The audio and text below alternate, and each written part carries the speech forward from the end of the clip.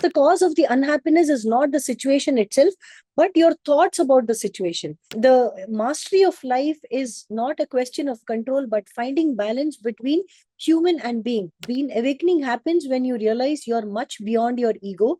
So the stillness is the language of God. Everything else is a bad translation.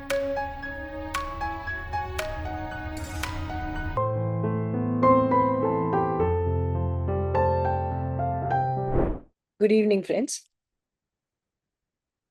Welcome to the Swadhyaya Session. I'm Anusha from Mumbai, and I shall be presenting you the book Oneness with All Life, written by Eckhart Tolle. So, as I said, this book is a very beautiful book. It comprises of about around 180 pages, written by Eckhart Tolle.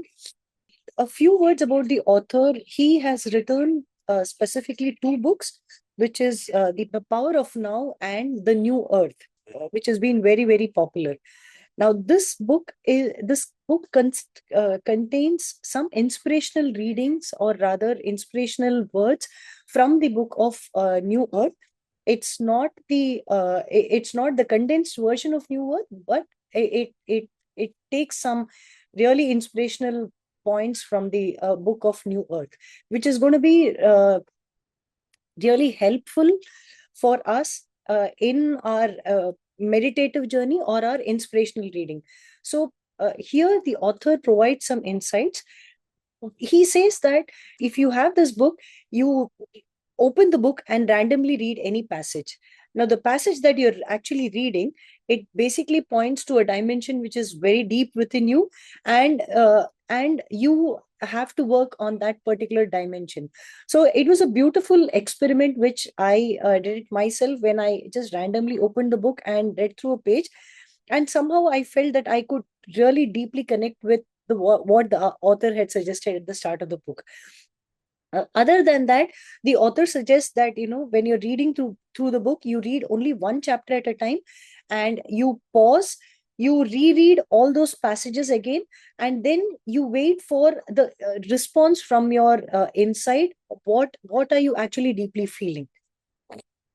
Let's get into the framework of the book. The book has 10 chapters, which has been listed out here. We'll quickly go through the 10 chapters as a brief summary. And I personally found the book to be extremely interesting. One, because it was a very small book, and I am not an avid reader. Having said that, as the author said that you can keep it by your bedside, or if you want to use it for your inspirational reading, this is one of the best books. I truly found that, because when I read the chapters of the book, or the whole framework of the book, I felt that it had a very simple language, and we could actually connect with whatever the author has suggested as tips and tricks for us to move further in our transformational journey. So let's go further. So the first chapter is going beyond thought. Now, in this, the author says the thinking is basically a tiny aspect of overall consciousness. We are all aware that the thought is what limits us from the unlimited. We are all unlimited beings, but then when we keep thinking, or when we keep getting stuck in our thoughts, we think that we are limited only to that particular section. Now, the author is also mentioned here that the earth here is basically the shift is happening in consciousness, wherein we are shifting from the point of you to the point of we. Now, what he means by the point of you to we is our overall consciousness is shifting, wherein we identify ourselves as consciousness and not as a form being. Okay. He says we are the awareness that observes the thoughts, emotions, and perceptions. Now, as I said, we are much beyond the thought. Beyond the thought, there is something called as awareness, and in that awareness, there is emotions and there is perceptions. So when we tap into our awareness, we will be able to witness our emotions, and we'll be able to witness our perceptions, which will give us clear view of how we are looking at life, and we'll be able to look at life in a very different manner. Now, obviously, awareness is above all the thinking. Now, here he specifically talks about what is the cause of unhappiness. Now, the there's a very beautiful statement that is made by the author here. Uh, he says the cause of the unhappiness is not the situation itself, but your thoughts about the situation. So when we look at a situation, we have an anticipation that this should be the outcome, and when we notice that this is not the outcome, we immediately get disappointed, and we feel that, oh, the whole thing is not gone in a particular order. If we take a pause, and if we identify here, what we have done is we have tried matching the outcome to an expectation, and that's the reason why we are sitting with unhappiness. So with this, he says, how can we actually practice this? He says you always stay with the fact and not with the story. He's given a beautiful example. Say you have 500 rupees in your bank account. Now, one way to present it is, you say, I have 500 rupees in my bank account. This is actually in fact. I mean, you're not making it up. It is just the truth. But the other way of presenting it is, oh, I am doomed. I have just 500 rupees in my bank account. The first statement is of I am doomed is a story of your mind. So the idea here is, whenever you're looking at a situation, you stay with the fact and you do not make up a story. Now, what I mean by making up a story is, if you are with your awareness, you'll be able to clearly identify what is the fact and what is the story. The story comes in when your thoughts come into play. The last statement was extremely beautiful, that the author has mentioned. The very word cosmos means order. Now, we think that the life itself is chaotic, or a beautiful example that is stated is, if you go into a forest, if you are into your thinking mind, you will only see chaos around. Okay, but if you take a pause, and if you stay in a stillness, in a complete space of silence, you will be able to notice the complete order or harmony of in a highest order. Actually, you will see life coming out of a decaying matter, which means that even in death there is life coming out. This was a very beautiful statement that hit me, that truly hit me. The author said that the word cosmos, when we keep thinking that life is unfair, or this is not how it is expected to happen, he says, when you're using the word cosmos itself, it means order. It means that there's nothing which is going wrong, or there is nothing which is going against what it is supposed to. So in this chapter, for me, the key takeaway was, do not look for order in life. Realign your nature to the wholeness of life. Friends, I have put my takeaways, because the few statements made by the author actually, I would say, stood with me, or I could resonate with it very strongly, in the sense that I could implement it in my day-to-day life. Moving along, the next chapter. The next chapter is the power of present moment. Now, the author has already written a book called as The Power of Now, where he has explained that instead of dwelling in the past or dwelling in the future, the life lies in the now. In more than today, now is the moment where the life actually exists. When you are swinging between the past and the future, you are creating nothing else but disappointments or suffering for yourself. So here, what happens is, when we keep thinking about the past or the future, we are resisting to what is happening currently, and that by that we are creating suffering for ourselves. Now here, if we accept the current moment, what will happen is, our life will be in a flow. We will go with the flow of life, and we would actually experience a lot of peace and clarity in our life. So the next statement was again very beautiful for me. He says, when you resist, the world determines your happiness or unhappiness. So your resistance, when you resist the happenings of in your life, you are giving your power to the world, wherein they determine, oh, this is what the outcome should be and this is what the outcome should not have been. And you basically give up your power instead of having the whole power with yourself. So he says the present moment holds access to the power of life itself. So when we are anchored in the current moment, we will be able to experience the whole of life itself. So from this chapter, for me, the key takeaway was, when the habitual no to life turns to yes, you dissolve time as well as ego.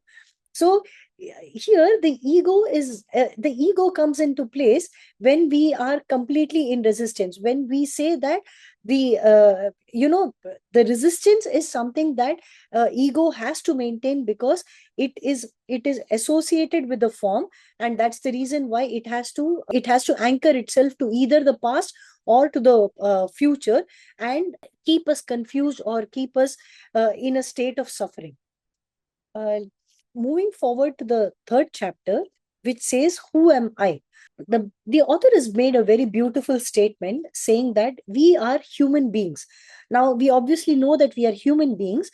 He's broken the statement of human and being, wherein human refers to the form, wherein you identify yourself as a father, mother, a daughter, a son, whatever, etc.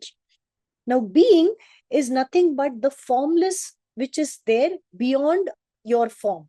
So, so if you look at the word human being itself, clearly suggests that the form is something that you have taken uh, uh, for the consciousness to be. So the overall consciousness has basically taken your form, and you do not limit yourself only to being a human.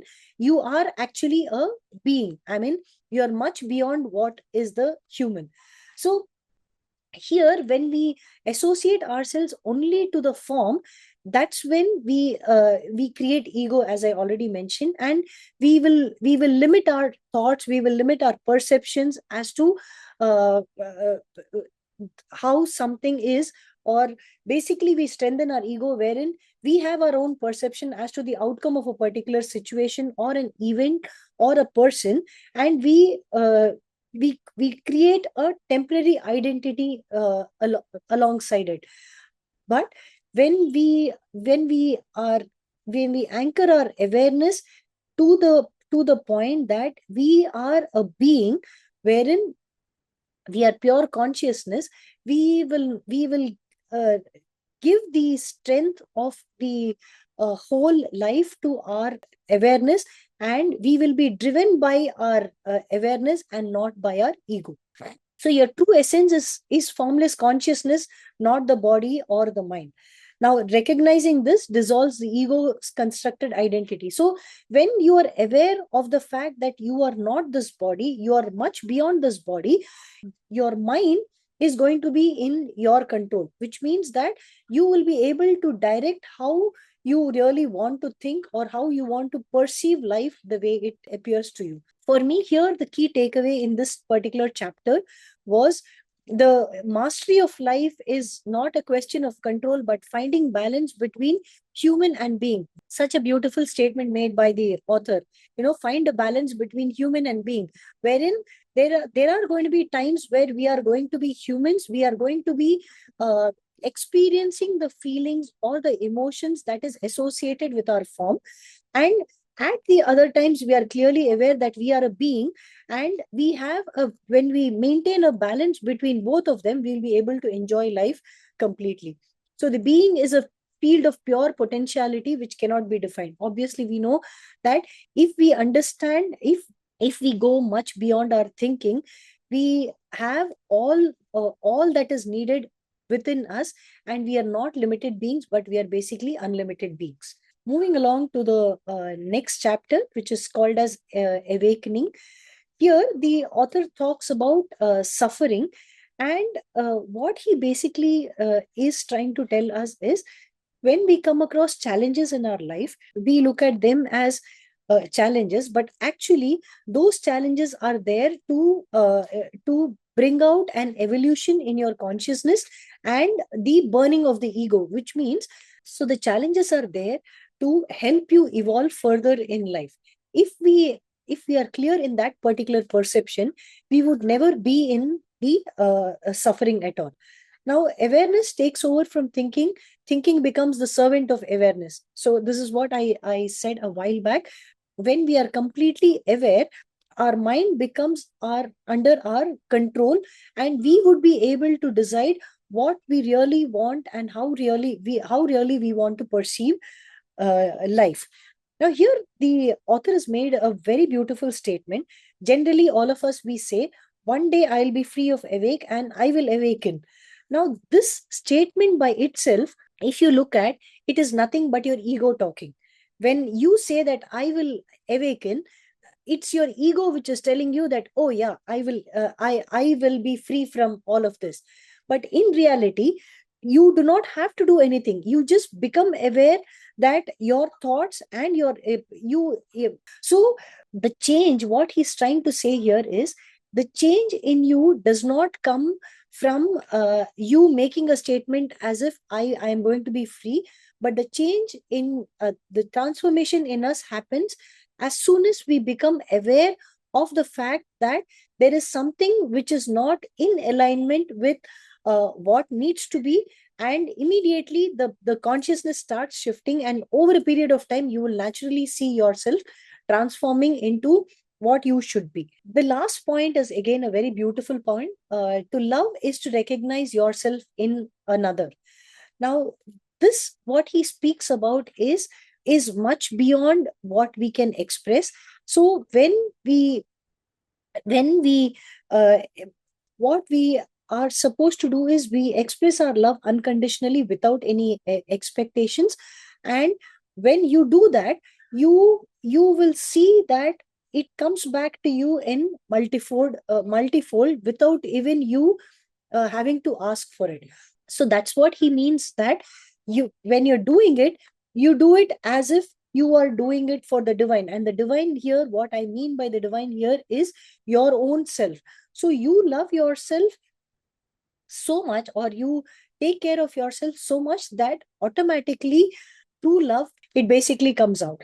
Here the key takeaway is, for me, has been, awakening happens when you realize you're much beyond your ego, which is especially this line, if you notice, which is the unawakened you, which is the unawakened you as it thinks, speaks, and acts. So there is this portion of our ego which we all are struggling with to dissolve it, wherein go through thinking we are speaking something, we are acting obviously in a specific manner.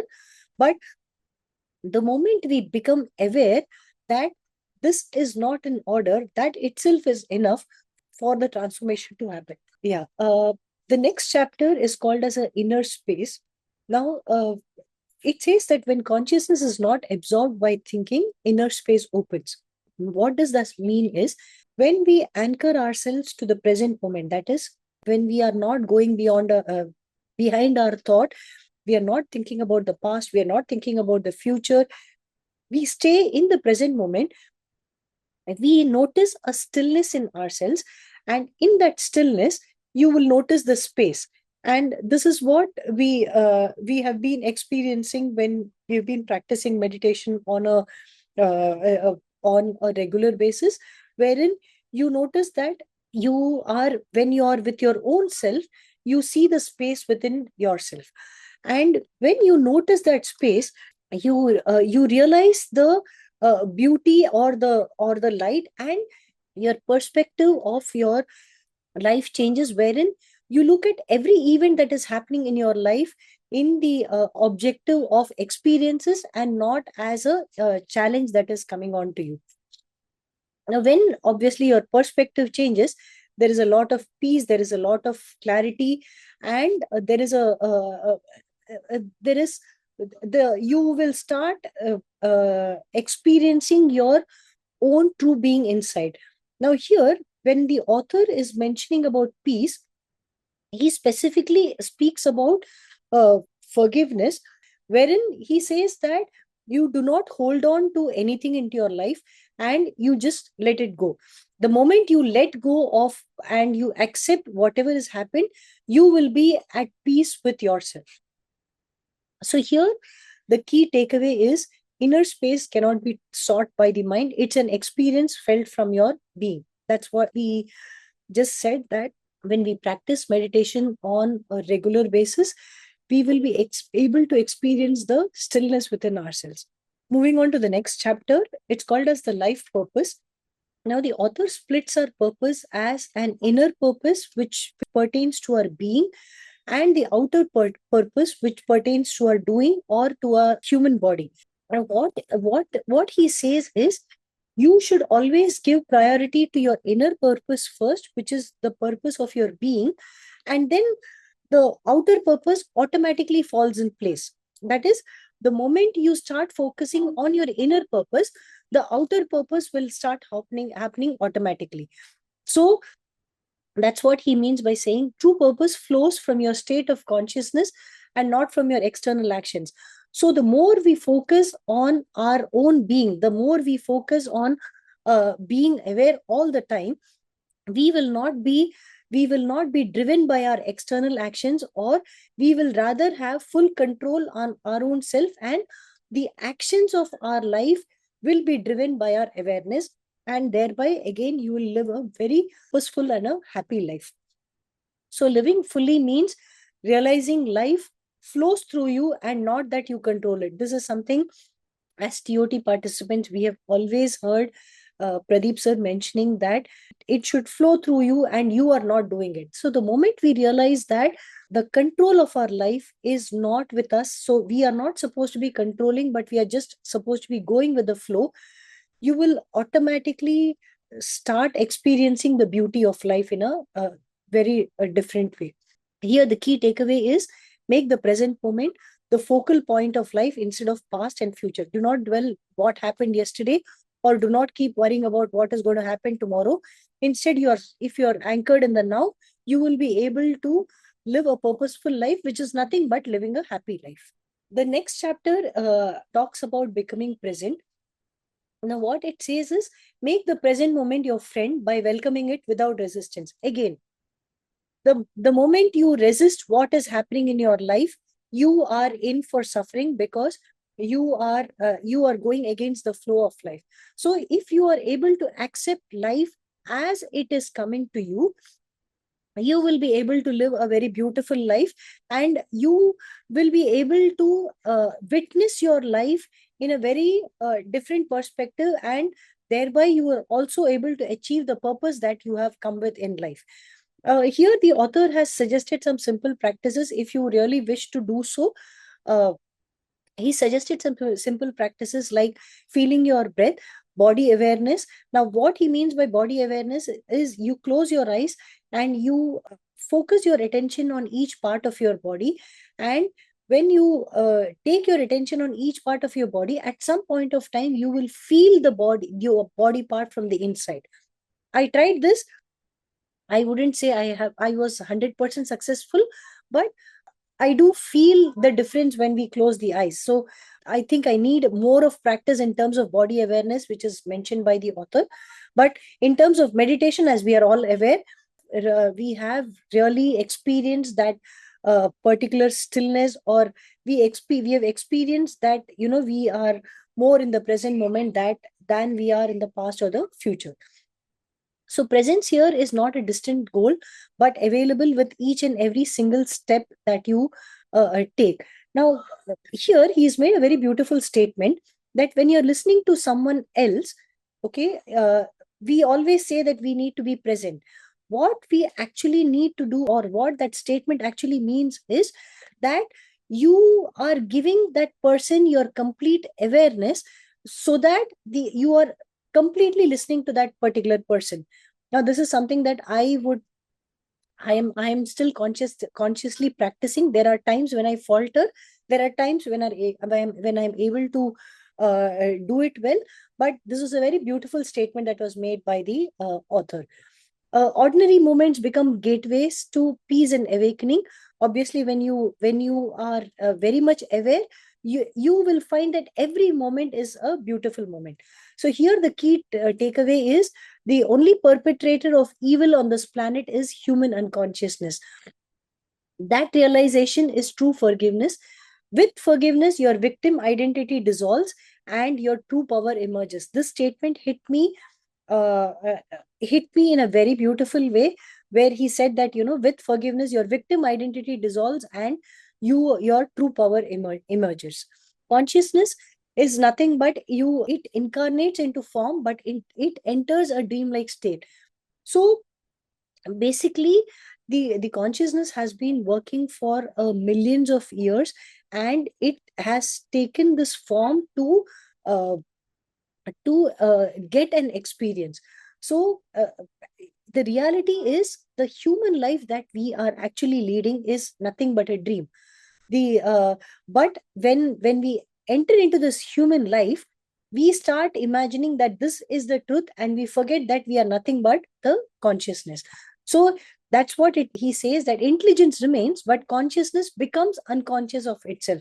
So when we enter into a form, we forget that we are consciousness ourselves. So the descent of divine into the matter is the foundation of existence. Awakening is consciousness becoming conscious of itself again. Such a beautiful statement this was. So what we are, the journey that we, all of us, are in the sense of self transformation, is nothing but becoming aware of the fact that we are pure awareness, and thereby we realize that this human form is nothing but a dream, and the consciousness is actually a reality. So the stillness is the language of God. Everything else is a bad translation. So the reality is, we are pure consciousness. We are not limited beings, but we are unlimited beings. So here for me, the key takeaway was, the joy of being is the joy of being conscious. The next chapter is the inner body. When you enter your body with your awareness, you realize that you're much beyond the body, and you're not attached to your physical form, but you realize that beyond the physical form, there is nothing but the consciousness which is driving the physical form. So true identity can never be lost. I mean, when we keep thinking that, our identity as I am this or I am that, the reality is I am, that is, we are nothing but consciousness, and we should not be attached to our specific identity of being a mother or a father of or anything else.